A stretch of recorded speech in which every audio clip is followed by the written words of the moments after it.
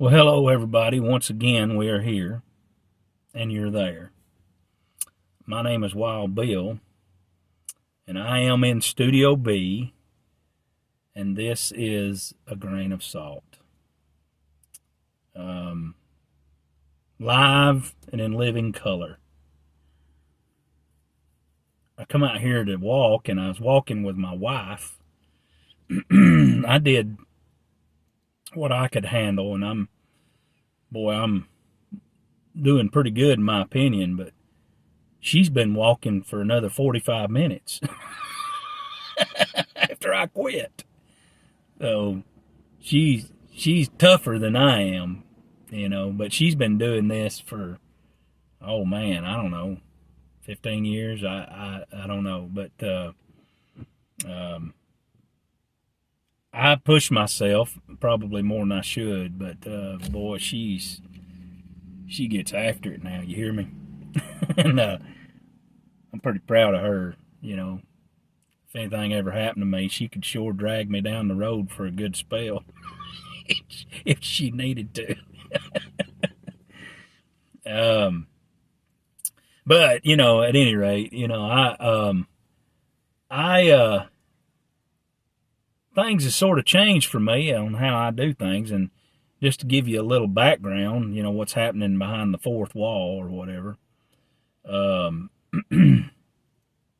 Used to do things a little differently than I do now, but since I'm unable to work at the present, I have not been released to go back to work to do what I do, and you know what I do. I spend time at the house, reading, studying, looking into things, and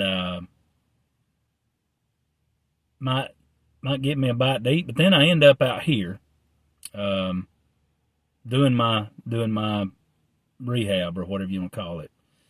And while I'm doing that, while I'm doing my laps or whatever, walking, I ponder and I think about and I meditate on what I've read.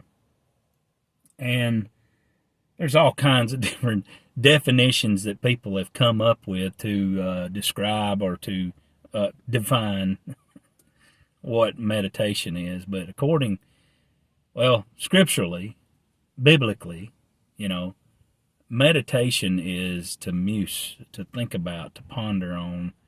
And so we are supposed to meditate in the Word.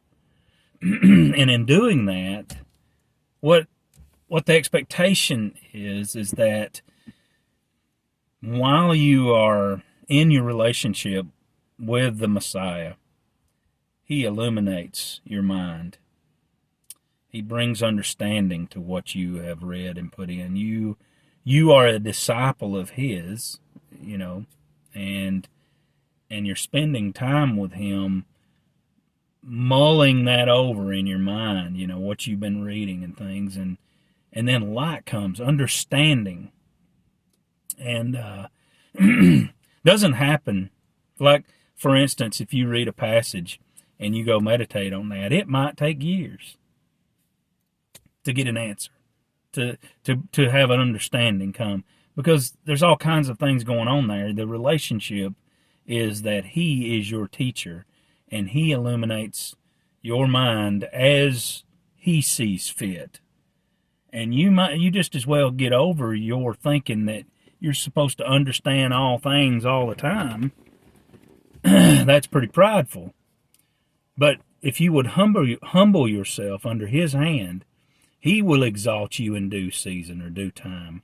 He will bring understanding when He wants to, because He knows best. He knows whether you can handle the information or not on whatever passage. You see what I'm saying? It is a relationship with the King. It is a relationship with your Master. And He is the Illuminator. Which brings me to what I wanted to talk about today. I wanted to talk about Him being the light. Him being the illumination of us, Just been I've been in a lot of different scriptures lately, you know, and a lot of different things come in my mind. But finally, I'm thinking I'm going to get to talk about him, Yeshua, Jesus, being the light.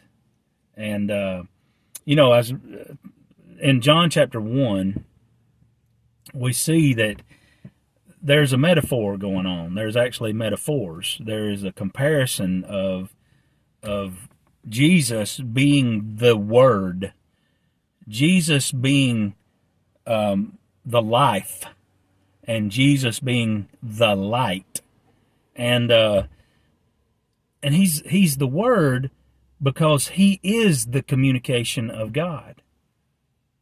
He is the communication. Without him, there is no communication. Without him, you stay in darkness.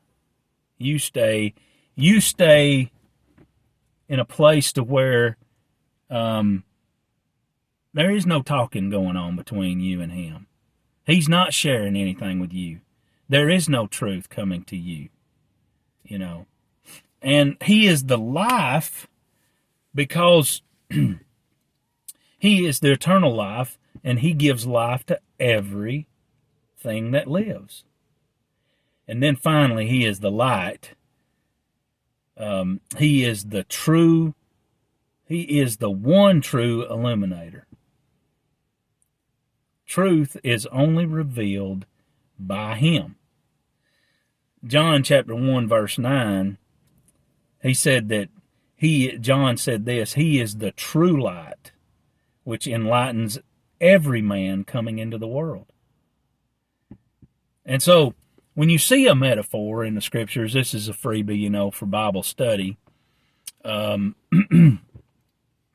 when you see a metaphor, you know, this is to this as this is to this. When you see a metaphor like light, it behooves us to look into that metaphor and find out some things about it so that we have a deeper understanding. Why would he compare himself to being the light? You know? Why? And so I looked into light.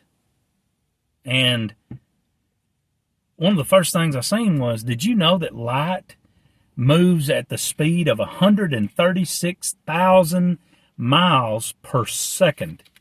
Now that right there is hauling the mail, you hear me? That is moving on. And light is an energy. It is energy. It is a wave. And scientists to this day still don't understand or know or comprehend what the source or power is that gives light its substance or its speed. Take everything I'm saying with a grain of salt. We're going to continue into this.